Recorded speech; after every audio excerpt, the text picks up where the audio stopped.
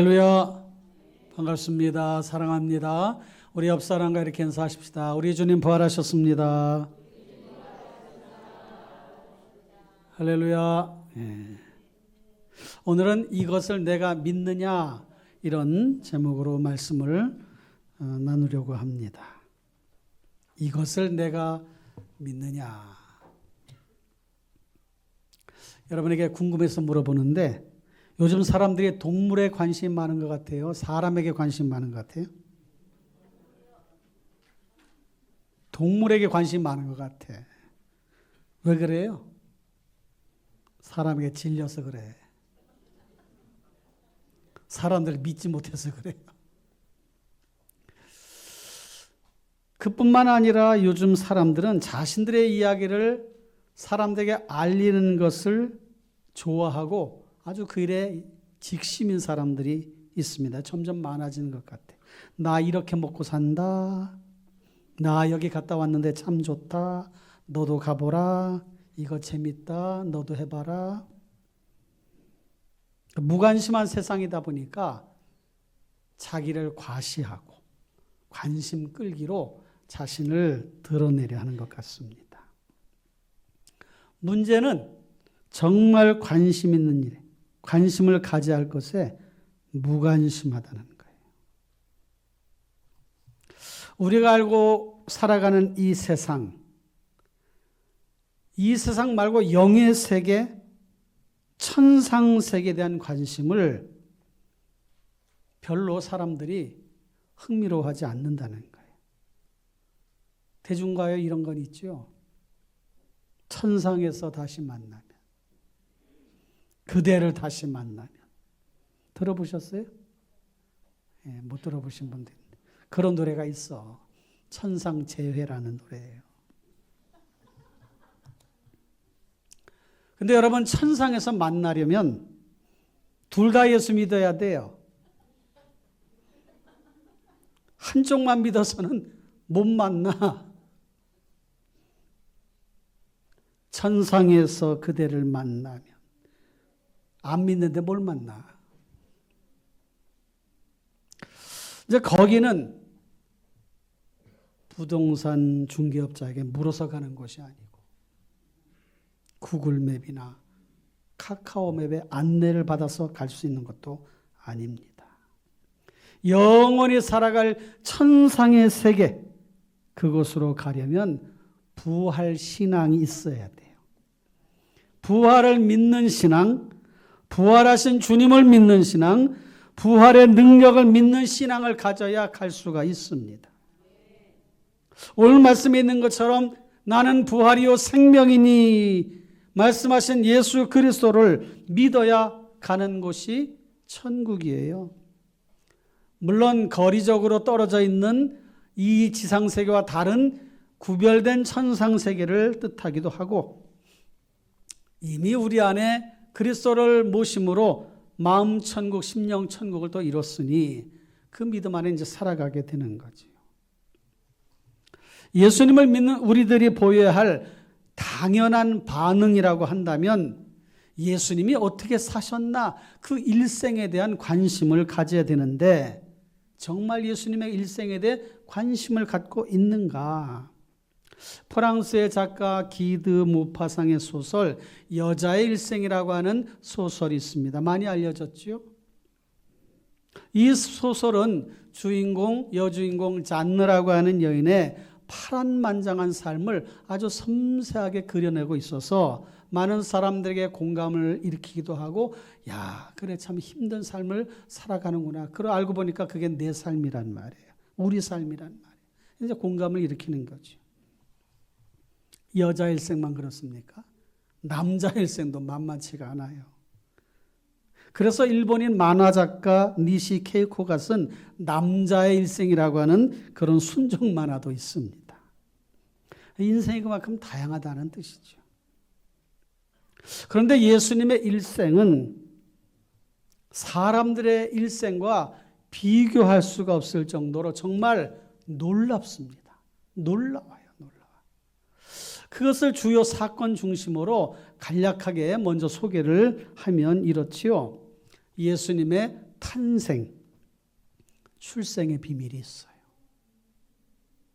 처녀의 몸에서 잉태하시게 됐어요. 불가능한 일이에요. 그렇게 얘기하면 저 사람 정신이 이상한 사람 아니야? 그렇게 반응을 보이는 게 마땅하다 싶을 정도로 이건 있을 수가 없는 일이에요. 성령으로 잉태하셨어. 출생의 비밀. 예수님의 고난, 주님의 고난은 인간의 한계를 넘어선 일이었고 그 고난은 예사롭지가 않아요. 그가 찔림은 우리의 허물 때문이요 그가 상함은 우리의 죄악 때문이라. 이렇게 억울할 수가. 예수님 입장에서 보면 왜 찔리셨나? 너희들 때문이야. 너희들 허물 때문이야. 왜 상하셨나? 너희의 죄악 때문이야. 그런데 예수님은 그렇게 생각하지 않으시고 개의치 않으셨어요. 묵묵히 십자가를 지시는 거예요. 예수님의 죽음, 다른 사람을 대신하여 목숨을 버리면 의인이라고 하는 칭송을 받습니다. 그런데 하나님의 아들이 나의 죄 때문에 내 죄값을 대신 지불하시려고 죽음을 당하셨으니 황송하기 그지없어요. 희생제물, 대속제물이 되신 것입니다. 예수님의 부활, 죽은 시신을 두는 무덤은 시체 썩는 냄새가 진동합니다. 그러나 예수님의 무덤은 그렇지 않았어요. 빈 무덤이었습니다. 사망 권세를 깨뜨리시고 부활하셨기 때문이에요. 할렐루야! 부활은 능력입니다. 부활은 소망입니다. 예수님의 승천, 부활하신 주님은 사람들이 지켜보는 가운데 하늘로 올라가셨어요. 시공을 초월하여 승천하신 모습은 우리의 미래 모습이기도 합니다. 재림, 하나님 보좌 우편에 계신 주님, 지금 보좌 우편에 계신 주님은 심판주로 다시 오실 것입니다. 할렐루야. 그래서 우리는 그 소망 가운데 살아가지요. 부활하신 주님, 하나님 아버지 보좌 우편에 계신 주님, 다시 오실 주님을 사모하며 기대하며 기다립니다. 그런데 이런 예수님의 일생을 추적하다 보면 우리의 인간들의 일생과 다른 한 가지 분명한 사실을 발견할 수가 있는데, 사람의 일생이라고 하는 것은 대부분 죽음으로 끝나요. 그 일생이 연장되지 않는다는 거예요. 일생은 그게 끝이요, 끝. 그런데 예수님의 일생은 아직도 진행 중. 이게 다른 거예요. 예수님의 일생은 진행 중이에요. 진행. 지금도 살아 역사하시며 부활하셔서 승천하신 주님이 하나님 보좌 우편에 앉아 계시다고 말씀하십니다. 그럼 예수님의 연세는 얼마나 됐을까? 2000살쯤 되시나? 승천하신 주님은 이 세상의 나이를 적용받지 않으니 그런 고민 안 해도 돼요. 이제 본문으로 들어가 볼 텐데, 예수님과 마르다와의 대화 중에 일어난 일이 오늘 본문 말씀입니다. 요한복음 11장 25절, 26절 그 앞서서 이미 여러 말씀들을 하고 있어요.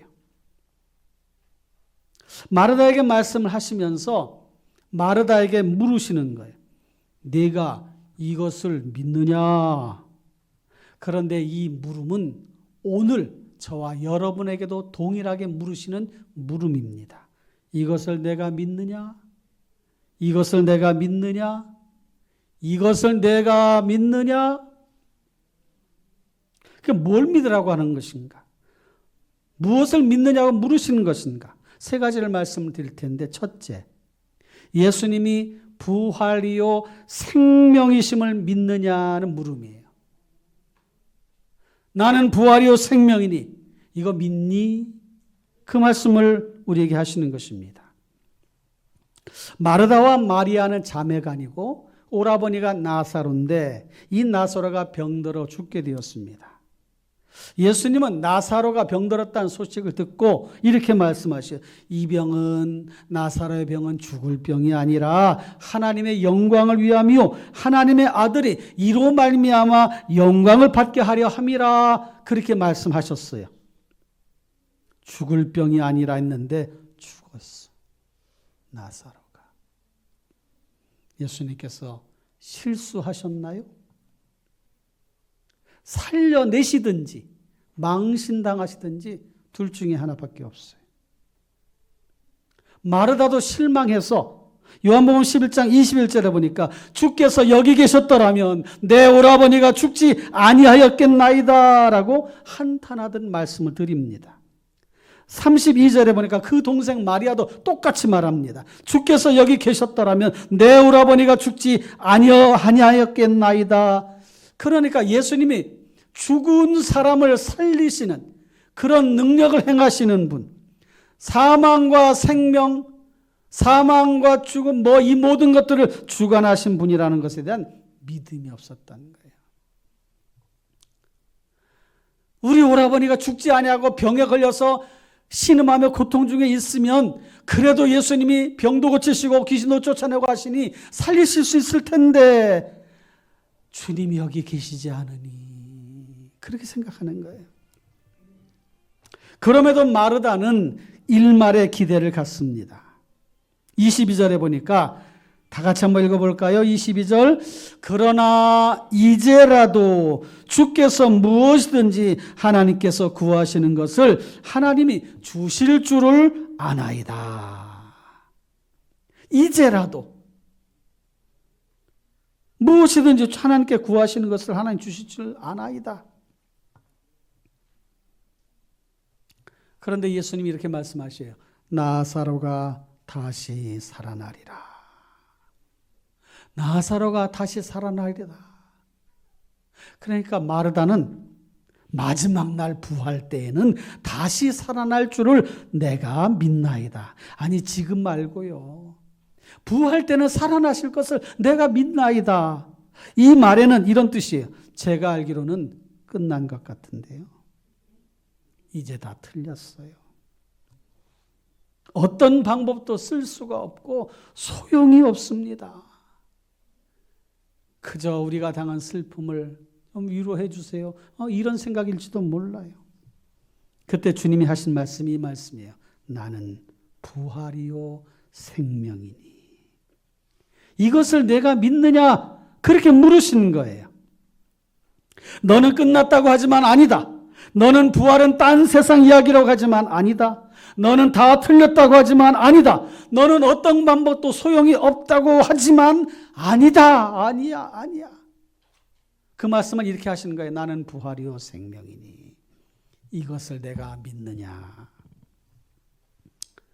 크리스천 센츄리라고 하는 그 잡지의 편집장 마티 목사님이 계신데 이분이 주일학교 교사 때 있었던 일이에요.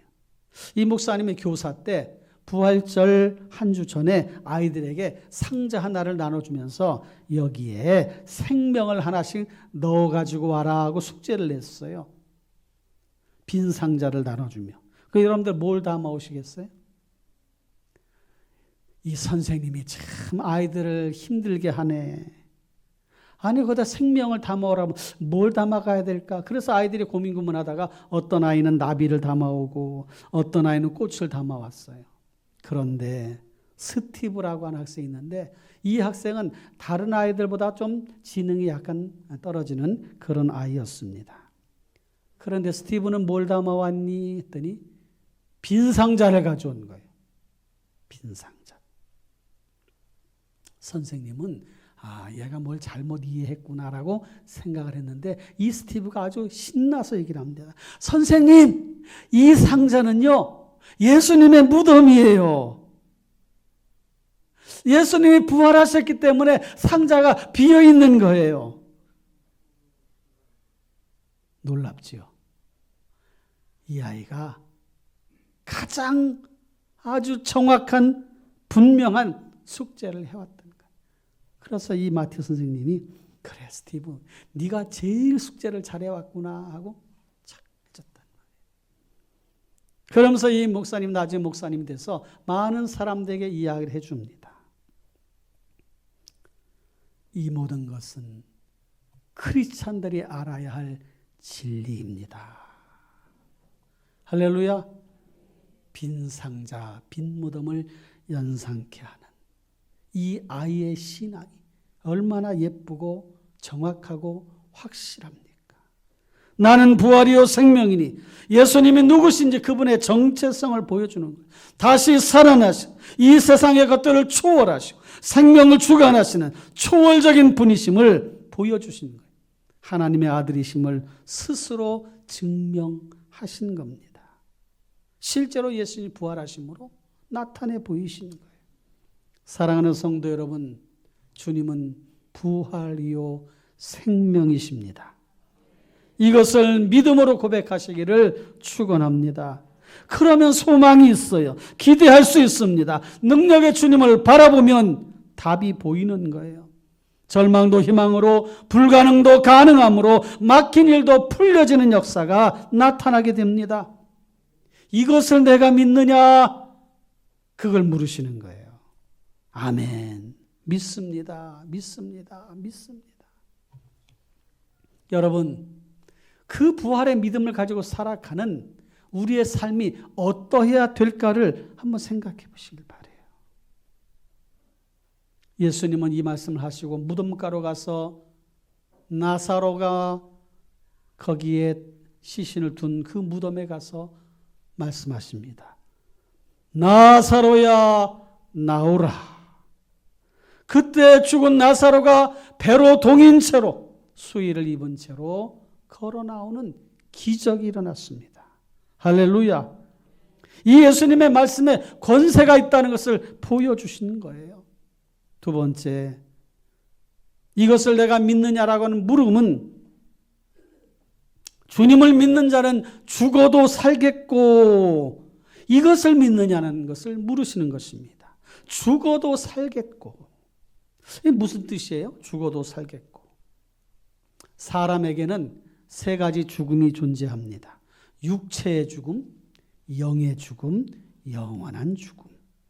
육체의 죽음은 호흡이 끊어지면 끝나는 거예요. 시편 146편 4절에 그의 호흡이 끊어지면 흙으로 돌아가서 그날에 그의 생각이 소멸하리로다. 호흡이 끊어지면 생각도 다 끝나는 것이라는 거예요. 이게 육체의 죽음.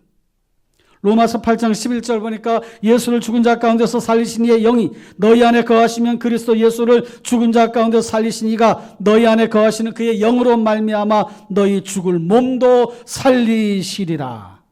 할렐루야. 너희 죽을 몸도 살리시리라. 이 육체의 죽음을 말하는 거예요. 그것도 살리실 것이다. 육체의 죽음뿐만 아니라 영의 죽음이 있는데 이 영의 죽음은 호흡과 관련이 있는 것이 아니라 하나님을 믿느냐 믿지 않느냐, 하나님에 대한 영적인 자각이 없으면, 영적 인식이 없으면, 지식이 없으면 죽은 영이고, 하나님에 대한 영적인 인식, 지식이 있으면 영이 산 거예요. 단지 영적인 지식뿐만 아니라 예수 생명을 받아서 그 심령이 살아나서 하나님을 찬양하고 예배하게 된다면 그 영이 살아난 것이지요. 그것을 거듭남 중생이라고 말합니다. 고린도후서 5장 17절에 그런즉 누구든지 그리스도 안에 있으면 새로운 피조물이라. 이전 것은 지나갔으니 보라 새 것이 되었도다. 디도서 3장 5절에 보니까 우리를 구원하시되 우리가 행한 바 의로운 행위로 말미암지 아니하고 오직 그의 긍휼하심을 따라 중생의 씻음과 성령의 새롭게 하심으로 하셨나니. 중생, 다시 태어남. 요한복음 3장 3절에 다 같이 읽어보실까요? 예수께서 대답하여 이르시되 진실로 진실로 내게 이르노니 사람이 거듭나지 아니하면 하나님의 나라를 볼 수 없느니라. 다시 말하면 영적으로 죽은 사람은 하나님 나라 볼 수 없어요. 갈 수가 없어요. 영적으로 거듭난 사람, 새 생명을 얻은 사람, 영적으로 영이 살아난 사람은 하나님 나라에 갈 수가 있습니다. 이 영의 죽음뿐만 아니라 영원한 죽음이 있는데 죄의 삭은 사망이라고 말씀하셨어요. 시편 33편에 보니까 그들의 영혼을 사망에서 건지시며 그들이 굶주릴 때 그들을 살리시는도다. 하나님이 그렇게 하신다는 거예요. 그들의 영혼을 사망에서 건져내시고.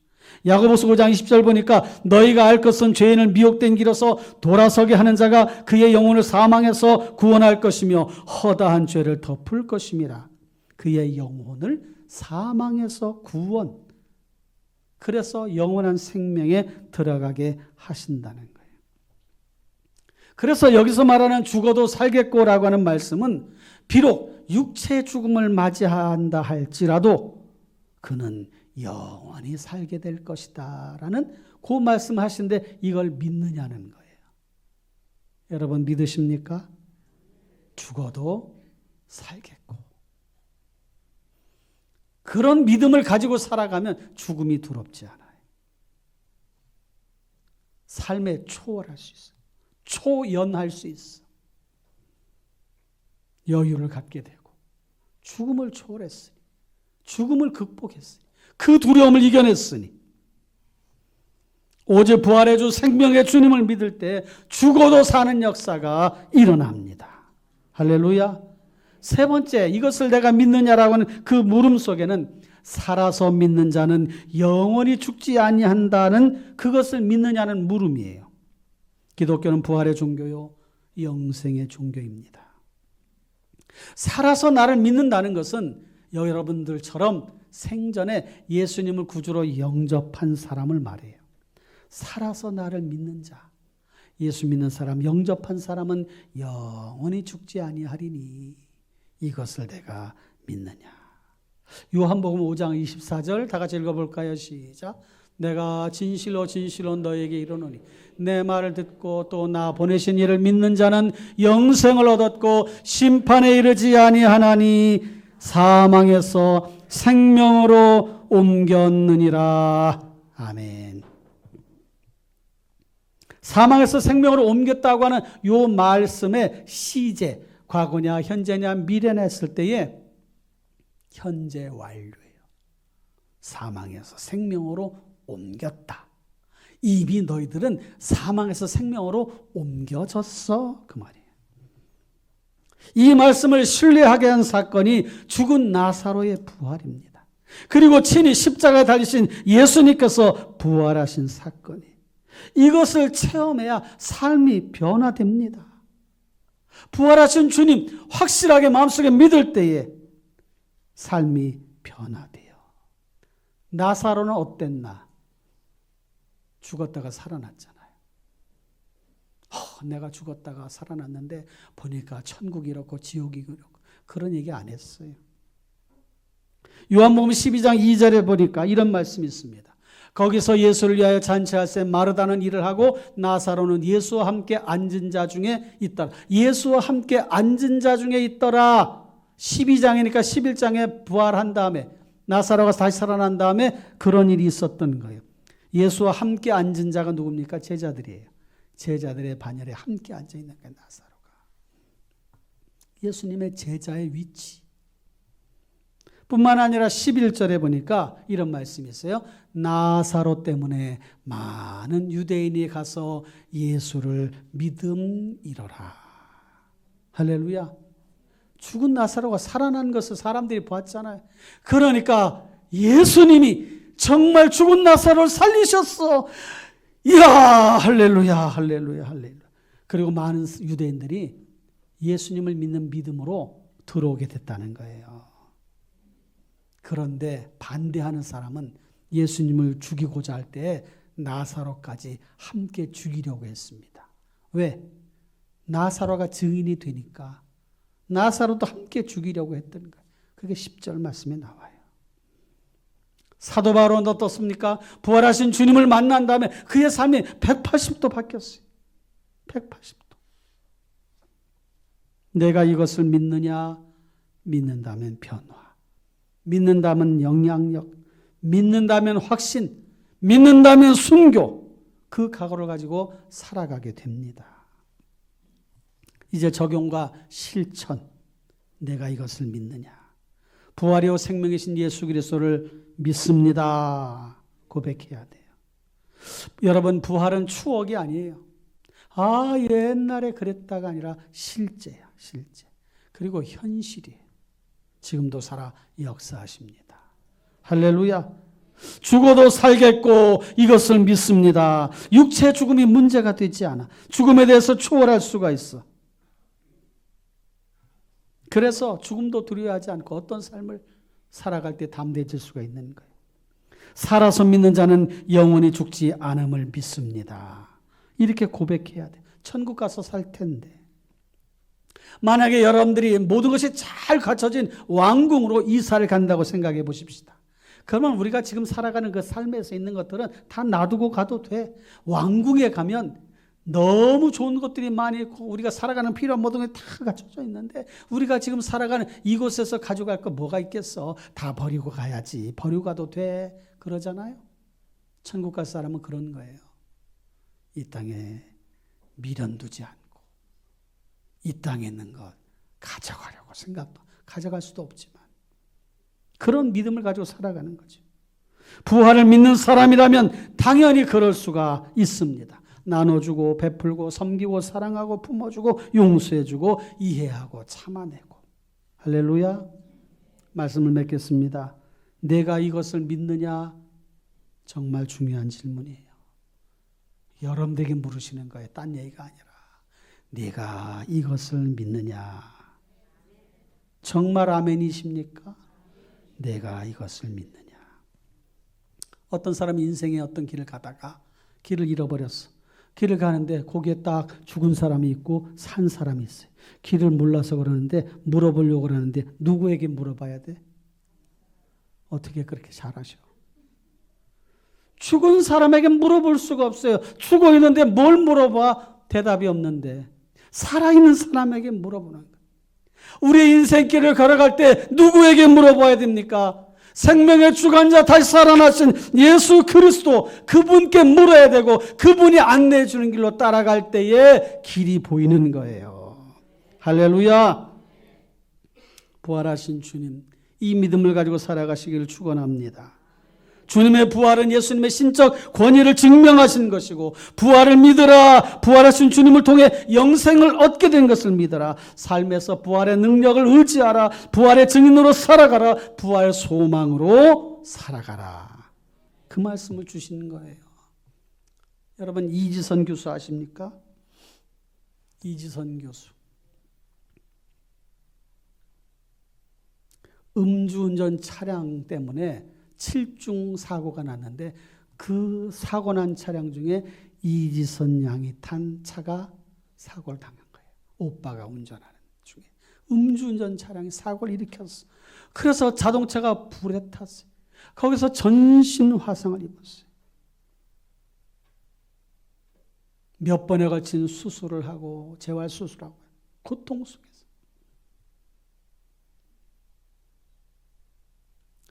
그 고통스러운 그 시간들을 뭐 이루다 말할 수가 없는 거죠.